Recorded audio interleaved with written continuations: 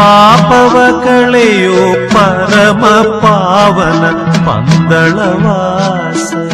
ಸ್ವಾಮಿ ಶರಣಂ. ಸ್ವಾಮಿ ಶರಣಂ. ಶಬರಿಮಲೆ ಯಾತ್ರಿಕರಲ್ಲಿ ಆ ಒಂದು ಯಾತ್ರೆಯನ್ನ ಮಾಡುವ ಯಾವುದೇ ಸಂದರ್ಭದಲ್ಲೂ ಕೂಡ ಆ ಮನಸ್ಸಿನಲ್ಲಿ ಕೆಲವೊಂದು ಭಾವನೆಗಳು ನಮ್ಮನ್ನ ಕಾಡ್ತಾ ಇರುತ್ತೆ. ಕೆಲವೊಂದು ಭಾವನೆಗಳು ನಮ್ಮ ಸುತ್ತನೇ ಇರುತ್ತೆ. ಇಲ್ಲಿ ಒಬ್ಬ ಸ್ವಾಮಿಗಳು ನಮ್ಮ ಜೊತೆ ಇದ್ದಾರೆ, ಅವ್ರನ್ನ ಮಾತಾಡ್ತೀನಿ. ಅವರು ಏನೋ ಒಂದು ಪ್ರಶ್ನೆ ಕೇಳಬೇಕು ಅಂತ ಬಂದಿದ್ದಾರೆ. ಸ್ವಾಮಿ ಶರಣ ಸ್ವಾಮಿ. ಸ್ವಾಮಿ ಶರಣಂ ಸ್ವಾಮಿ. ಎಲ್ಲಿಂದ ಮಾಡ್ತಾ ಇದ್ದೀರಾ ಸ್ವಾಮಿ ನೀವು ಫೋನು? ನಾವು ಬೆಂಗಳೂರಿಂದ ಸ್ವಾಮಿ. ಏನ್ ಹೇಳಿ ಸ್ವಾಮಿ, ಏನ್ ಸಮಸ್ಯೆ ನಿಮ್ಗೆ, ಏನ್ ಕಾಡ್ತಾ ಇದೆ? ಸ್ವಾಮಿ ನಾವು ಈಗ ಮಾಲೆ ಹಾಕಿದೀವಿ, 3 ದಿನ ಆಯ್ತು ಮಾಲೆ ಹಾಕಿ. ಮಾಲೆ ಹಾಕಕ್ ಹೋಗ್ಬೇಕಾದ್ರೆ ಒಂದು ಅಪಶಕನ ತರ ಅನಿಸ್ತು ಸ್ವಾಮಿ. ಆಯ್ತು, ಯಾಕಂದ್ರೆ ಬೆಕ್ಕು ಅಡ್ಡ ಬಂದ್ಬಿಡ್ತು ನಾವು ಹೋಗ್ಬೇಕಾದ್ರೆ. ಸೊ ಅದು ಎಲ್ಲ ಕೇಳಿರ್ತೀವಲ್ಲ, ಯೂಶಲಿ ಒಳ್ಳೆ ಕೆಲ್ಸಕ್ಕೆ ಹೋಗ್ಬೇಕಾದ್ರೆ ಬೆಕ್ಕು ಅಡ್ಡ ಬರಬಾರ್ದು ಅಂತ. ಅದೇ ಮನ್ಸಲ್ಲಿ ಕೊರೀತಾ ಇದೆ ಅವತ್ತಿಂದ. ನಾಳೆ ಇದೆ ಯಾತ್ರೆ, ನಾಳೆ ಇರ್ಮುಡಿ ಇದೆ. ಅದಕ್ಕೆ ನಿಮ್ ವಿಡಿಯೋಸ್ ಎಲ್ಲ ನೋಡ್ತಿದ್ನಲ್ಲ, ಇದರಿಂದ ಅದಕ್ಕಿಂತ ಏನಾದ್ರು ಉತ್ತರ ಸಿಗ್ಬೋದೇನೋ ಕೇಳೋಣ ಇವ್ರನ್ನ ಅಂತ ಮಾಡಿದೆ ಸ್ವಾಮಿ. ಸ್ವಾಮಿ ಶರಣ ಸ್ವಾಮಿ, ಅದು ಭಗವಂತನ ಚಿತ್ತ. ಅದು ನಿಮ್ಮಂತ ಸ್ವಾಮಿಗಳು ಕೇಳ್ತೀರಾ, ಅದಕ್ಕೆ ಎಷ್ಟು ಸಾಧ್ಯತೆನೋ ಅಷ್ಟು ಉತ್ತರ ಕೊಡೋಕೆ ಪ್ರಯತ್ನ ಮಾಡ್ತೀನಿ. ಎಷ್ಟನೇ ವರ್ಷದ ಯಾತ್ರೆ ಅಯ್ಯಪ್ಪ ನಿಮ್ದು? 2ನೇ ವರ್ಷದ ಸ್ವಾಮಿ. ಎಷ್ಟು ದಿನ ಆಯ್ತು ಮಾಲೆ ಹಾಕಿ? ಇವತ್ತಿಗೆ 3 ದಿವಸ ಸ್ವಾಮಿ. ಮೊದಲನೇ ವರ್ಷ ಎಷ್ಟು ದಿನ ಹಾಕೊಂಡು ಹೋಗಿದ್ರಿ? ಮೊದಲನೇ ವರ್ಷ ಅವತ್ತೇ ಹಾಕಿ ಅವತ್ತೇ ಹೋಗಿದ್ವಿ ಸ್ವಾಮಿ. ಏನ್ ಅನ್ನಿಸ್ತು ಸ್ವಾಮಿ ಶಬರಿಮಲೆ ಯಾತ್ರೆ? ಶಬರಿಮಲೆ ಯಾತ್ರೆ ಸ್ವಾಮಿ ಅವತ್ತು ತುಂಬಾ ರಶ್ ಇತ್ತು. ನಾವು ಹೋಗಿದ್ದ ದಿವಸ ತುಂಬಾ ಕ್ಯೂ, ತುಂಬಾ ಇದಾಯ್ತು. ಇನ್ನ ಮತ್ತೆ ಹೋಗ್ಬಾರ್ದು, ಸಾಕಪ್ಪ, ಒಂದ್ಸಲ ನೋಡ್ಬೇಕು ಅನ್ಕೊಂಡಿದ್ದೆ, ಒಂದ್ಸಲ ಸಾಕು ಅಂತ ಅನ್ನಿಸ್ತು. ಆದ್ರೆ ಈ 1 ವರ್ಷದಲ್ಲಿ ಅದು ಎಷ್ಟೊತ್ತಿಗೆ ಬರುತ್ತೆ ಮತ್ತೆ ಆ ಟೈಮು ಅನ್ನೋ ತರ ಆಗಿತ್ತು ಸ್ವಾಮಿ. ಇಲ್ಲ ಹಾಕ್ಬೇಕು ಅಂತ ಮನ್ಸು ತುಡಿತಾ ಇತ್ತು. ಅದಕ್ಕೆ ಒಂದೊಂದೇ ಜಾಸ್ತಿ ಮಾಡ್ಕೊಂಡು ಹೋಗಿ ಯಾವತ್ತಾರು ಒಂದು ದಿನ 48 ಡೇಸ್ ಹಾಕಿ ವ್ರತ ಮಾಡ್ಬೇಕು ಅಂತ ಅನ್ಕೊಂಡಿದೀನಿ. ನಾನು ಕೆಲಸ ಮಾಡೋದು ಕಂಪ್ನಿಯಲ್ಲಿ ಅದು ಇದಿಲ್ಲ. ಸೊ ಎಷ್ಟು ದಿನ ಆಗುತ್ತೋ ಮ್ಯಾಕ್ಸಿಮಮ್ ಅಷ್ಟು ದಿನ ಹಾಕ್ಬೇಕು ಇನ್ಮೇಲೆ ಅಂತ ತೀರ್ಮಾನ ಮಾಡಿದ್ದೀನಿ ಸ್ವಾಮಿ. ಸ್ವಾಮಿ ಶರಣ ಸ್ವಾಮಿ, ಮೊದಲಿಗೆ ಆ ಭಗವಂತ ಕರುಣಾಮಯಿಯ ಒಂದು ಶಬರಿಮಲೆ ಯಾತ್ರೆ ಮಾಡಿದಾಗ ಮತ್ತೆ ಮತ್ತೆ ಮತ್ತೆ ಆ ಭಗವಂತನ ಹತ್ರ ಹೋಗ್ಬೇಕು ಅಂತ ಅನ್ಸೋದು ಎಲ್ಲರಿಗೂ. ಆ ಒಂದು ಭಗವಂತನ ಚಿತ್ತ ಕೊಡ್ತಾರೆ ಆ ಥರ. ಅದು ಆದ್ರೆ ನಿಮ್ಮ ಒಂದು ಪ್ರಶ್ನೆಗೆ ಉತ್ತರ ಕೊಟ್ಬಿಟ್ಟು ನಾನು ಕೆಲವೊಂದು ವಿಚಾರ ಹೇಳ್ತೀನಿ ಸ್ವಾಮಿ. ಅದನ್ನು ಸ್ವೀಕರಿಸೋದು ಬೇಡದೇ ಇರೋದು ನಿಮಗೆ ಬಿಟ್ಟಿದ್ದು. ಸ್ವಾಮಿ, ಪ್ರಪಂಚದ ಸಕಲ ಜೀವಿಗಳು ಆ ಪರಮಾತ್ಮನ ಸೃಷ್ಟಿಗಳು. ಈಗ ನಮ್ಮಲ್ಲಿ ಅಪಶಕನಗಳು ಅಂತ ಹೇಳ್ತೀವಲ್ವಾ, ಆ ಬೆಕ್ಕು ಅಪಶಕನ ಅಂತೀವಿ. ಆದ್ರೆ ಆ ಬೆಕ್ಕಿನ ಒಂದು ಜಾತಿಯ ಪುನಗು ಬೆಕ್ಕು ಅನ್ನೋದನ್ನೇ ನಮ್ಮ ತಿರುಪತಿ ಬಾಲಾಜಿಗೆ ಇರ್ತಾರಲ್ಲ, ಅವರಿಗೆ ಅದೇ ತೈಲವನ್ನ ಹಚ್ಚಿ ಸ್ನಾನ ಮಾಡಿಸ್ತಾರೆ.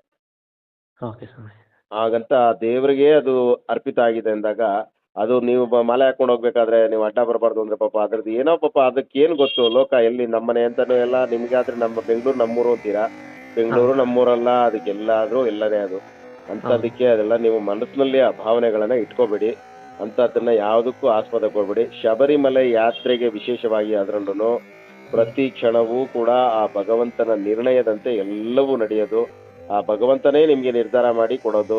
ಅದರಲ್ಲಿ ನೀವು ಅಂತ ಭಾವನೆಗಳನ್ನ ಮನಸ್ಸಲ್ಲಿಂದ ಬಿಟ್ಬಿಡಿ. ಅದನ್ನ ನೀವು ಮನಸ್ಸಲ್ಲೇ ಇಟ್ಕೊಂಡು ಕೊರಗ್ತಾ ಇದ್ರೆ ನಿಮ್ಮ ಜೀವನದ ಯಾತ್ರೆ ಪೂರ್ತಿ ಉದ್ದಕ್ಕೂ ಎಲ್ಲೋ ಒಂದು ಬೇರೆ ಏನೋ ಒಂದು ಯಾವುದೋ ಒಂದು ಕಾರಣಕ್ಕೆ ಟೈರ್ ಪಂಚರ್ ಆಯ್ತು ಅಂದ್ರೆ ಅದು ಏರ್ ಕಮ್ಮಿ ಆಗಿರುತ್ತೆ, ಏನೋ ಒಂದು ಆಗಿರುತ್ತೆ. ಸ್ವಾಮಿ, ನಾನು ಮಾಲೆ ಹಾಕೋಬೇಕಾದ್ರೆ ಬೆಕ್ಕಡ್ಡ ಬಂತು ಅದಕ್ಕೆ ಅಂತ ನೀವು ಆ ಭಾವನೆ ಬಿಟ್ಬಿಡಿ.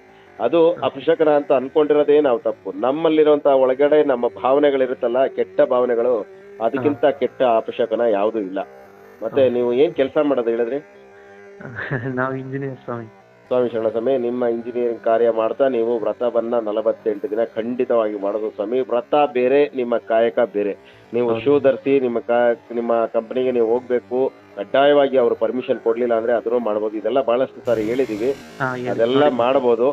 ಆದ್ರೆ ನೀವು ಒಂದು ದಿನಕ್ಕೆ ಹೋದಾಗ್ಲೇ ಸ್ವಾಮಿ ನನಗೆ ಬೇಡ ಶಬರಿಮಲೆ ಅಂತ ಅನ್ನಿಸ್ಬಿಡ್ತು ಅಂದ್ರಿ, ಅಷ್ಟು ರಶ್ ಅಂತಂದ್ರಿ, ಆದ್ರೂ ಭಗವಂತ ನಿಮ್ಗೆ ಕರುಣಾಮಯಿಯಾಗಿ ಮತ್ತೆ ನಿಮ್ಮನ್ನು ಕರ್ಸ್ಕೊಳ್ತಾ ಇದ್ದಾರೆ ಅಂದ್ರೆ 1 ರಿಂದ 3 ದಿನ 5 ದಿನ ಮಾಡೋಂಥದ್ದಕ್ಕೆ ಅದು ನಿಮ್ಮ ಒಂದು ಇಂಜಿನಿಯರಿಂಗ್ ಪ್ಲಾನ್ ತರ ಹಾಕೊಳ್ಳೋದಲ್ಲ ಸ್ವಾಮಿ. ಆ ಭಗವಂತ ತಿಳಿಸಿರೋದು 48 ದಿನ.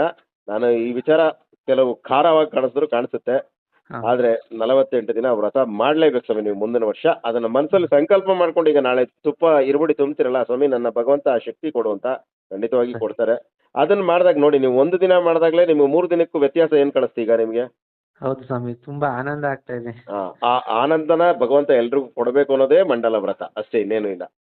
ನಮಗೆ ನೀವು ಭಗವಂತನ ಕೊಡಕ್ಕೆ ಏನು ನಾವೇನು ತಂದಿಲ್ಲ, ಎಲ್ಲ ನಿಮ್ಮ ತಂದೆ ತಾಯಿಗಳು ಕೊಟ್ಟಿರೋ ಜನ್ಮ, ಆ ತಂದೆ ತಾಯಿಗಳಿಗೆ ಆ ಭಗವಂತ ಕೊಟ್ಟಿರೋಂಥ ವರ, ಆ ಭಗವಂತ ಕೊಟ್ಟಿರೋಂಥದ್ದನ್ನ ನಾವು ಭಗವಂತನ ಹೆಸರಲ್ಲಿ ನಾವು ಆನಂದ ಅನುಭವಿಸ್ಬೇಕು ಅನ್ನೋದು 48 ದಿನ.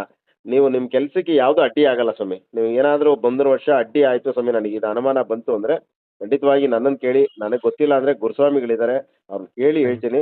ನೀವು ಒಂದೇ ಮಂಡಲ ವ್ರತ ಮಾಡಿ ಆ ಭಾವನೆಯನ್ನು ಬಿಟ್ಬಿಡಿ. ಯಾವುದು ಅಪಶಕನ ಇಲ್ಲ ಸ್ವಾಮಿ. ಯಾವ ಪ್ರಾಣಿ ಪಕ್ಷಿಗಳು ಎಲ್ಲ ಪಾಪ ಅವು ಜೀವಿಸ್ಕೊಂಡು ಅವು ಪಾಪ ಅವು ಏನೋ ಅವಕ್ಕೆ ಆಹಾರ ಹುಡ್ಕೊಂಡು ಹೋಗ್ತಾ ಇರುತ್ತೆ, ಅದು ಅಡ್ಡ ಬಂದಿರುತ್ತೆ ಅಂತ. ಅದು ಯಾವುದು ಅಪಶಕನ ಇಲ್ಲ. ನಿಮ್ಮ ಮನಸ್ಸಲ್ಲಿ ಆ ಭಾವನೆ ಬರೋದೇ ಅಪಶಕನ. ಅದನ್ನು ಬಿಟ್ಬಿಡಿ. ನಾನು ಭಗವಂತನ ಹತ್ರ ಹೋಗ್ತಾ ಇದ್ದೀನಿ, ಭಗವಂತ ನನ್ನ ಎಲ್ಲ ಸಕಲ ಜೀವಿಗಳು ಭಗವಂತ. ನಮಗೇನು ನೀವು ಮಾಲೆ ಹಾಕಿದಾಗ ಎಲ್ಲವೂ ಅಯ್ಯಪ್ಪ ಅಂತೀರಾ, ಆ ಬೆಕ್ಕು ಕೂಡ ಅಯ್ಯಪ್ಪ. ನಿಮಗೆ ಶುಭ ಸೂಚನೆ ಅಂತ ಇಟ್ಕೊಳ್ಳಿ, ಅಯ್ಯಪ್ಪ ನನಗೆ ಆ ಪುತ್ತಲ್ಲಿ ಬಂದಿದ್ದಾರೆ, ಮಾಲೆ ಹಾಕೊಳಕ್ಕೆ ಬಂದಿದ್ದಾರೆ ಅಂತ ಆ ರೀತಿ ಭಾವನೆಯಲ್ಲಿ ತಗೊಳ್ಳಿ. ಯಾವುದು ತೊಂದರೆ ಇಲ್ಲ ಸ್ವಾಮಿ. ಮುಂದಿನ ವರ್ಷ ಮಂಡಲ ವ್ರತ ಮಾಡಿ ಸ್ವಾಮಿ.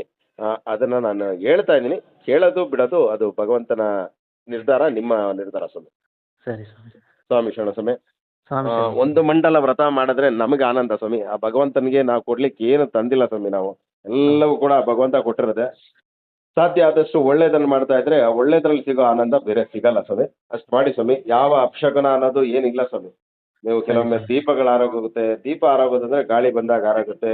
ಅವೆಲ್ಲ ನಮ್ಮ ಮನಸ್ಸಲ್ಲಿ ಇಟ್ಕೋಬಾರ್ದು. ಆದರೆ ಹಾಗಂತ ನಾವು ಉದಾಸೀನ ಮಾಡಬಾರ್ದು. ದೀಪ ಆರೋಗುತ್ತೆ, ಗಾಳಿ ಬಂದರೆ ಆರ್ಕೊಳ್ಳಿ ಬಿಡಿ ಸ್ವಾಮಿ, ಆರಾಧನೆ ಆಗಲಿ ಅಂತ ಅದನ್ನೆಲ್ಲ ನಮ್ಮ ಭಯ ಭಕ್ತಿಯಿಂದ ಇಟ್ಕೊಂಡು ಪೂಜೆ ಮಾಡಬೇಕು. ಒಳ್ಳೇದು ಮಾಡಿ ಸ್ವಾಮಿ, ಒಳ್ಳೇದಾಗಲಿ ಸ್ವಾಮಿ. ಸರಿ ಸ್ವಾಮಿ, ಧನ್ಯವಾದ ಸ್ವಾಮಿ. ಸ್ವಾಮಿ ಶರಣ, ಸ್ವಾಮಿ ಶರಣು. ಇದು ಬೆಂಗಳೂರಿನಿಂದ ಸ್ವಾಮಿಗಳೊಬ್ಬರು, ಅವರು ಪಾಪ ಮನಸ್ಸಿನಲ್ಲಿ ಬಹಳ ದುಗುಡ ಇಟ್ಕೊಂಡಿದ್ದಾರೆ. 4 ದಿನ ವ್ರತ ಮಾಡಲಿಕ್ಕೂ ಕೂಡ ಅವ್ರ ಮನಸ್ಸಲ್ಲಿ ಒಂದು ಆತಂಕ ಕಾಡ್ತಾ ಇದೆ. ಅಂಥ ಆತಂಕಗಳು ಯಾವುದು ಇಟ್ಕೋಬೇಡಿ ಸ್ವಾಮಿ. ಎಲ್ಲವೂ ಭಗವಂತನ ನಿರ್ಣಯ. ಯಾಕೆಂದರೆ ಈ ಪರಿಸ್ಥಿತಿಯಲ್ಲಿ ಯಾವುದು ಬೆಕ್ಕುಗಳೇ ಓಡಾಡಬಾರ್ದು, ಯಾವ ಪ್ರಾಣಿಗಳು ಓಡಾಡಬಾರ್ದು ಅಂತ ನಾವು ಹೇಳಕ್ಕೆ ಹೋದರೆ ಅದನ್ನೆಲ್ಲ ಕಟ್ಟಾಕ್ಬೇಕಾಗತ್ತೆ. ಎಲ್ಲ ಪ್ರಕೃತಿ ನಿಯಮ, ಆ ಪ್ರಕೃತಿ ನಿಯಮದಂತೆ ನಡೀಲಿ. ನನಗಿಂತ ಕಿರಿಯವನು ಯಾರು ಇಲ್ಲ. PS ಕಣ್ಣನ್, ರಾಮನಗರ. ಈ ವಿಚಾರದಲ್ಲಿ ನಾನು ಏನಾದರೂ ತಪ್ಪಾಗಿ ಹೇಳಿದರೆ ಈ ಗುರುಸ್ವಾಮಿಗಳು ಯಾರೇ ಈ ಒಂದು ವಿಡಿಯೋ ನೋಡ್ತಾ ಇರೋರು ತಿದ್ದಿ ತೀಡಿ ಸ್ವಾಮಿ. ಆ ಸ್ವಾಮಿಗಳು ಈ ಚಾನಲಲ್ಲಿ ನೋಡ್ತಾ ಇರ್ತಾರೆ, ಅವ್ರಿಗೂ ಒಳ್ಳೆ ಉತ್ತರ ಸಿಗಲಿ. ಅವರು ಮುಂದಿನ ವರ್ಷ ಮಂಡಲ ವ್ರತ ಮಾಡಲಿ, ಎಲ್ಲರೂ ಮಂಡಲ ವ್ರತ ಮಾಡಲಿ ಅಂತ ತಿಳಿಸ್ತಾ ವಿಚಾರ ತಿಳಿಸ್ತಾ ಇದ್ದೀನಿ ಸ್ವಾಮಿ. ಸ್ವಾಮಿ ಶರಣಂ.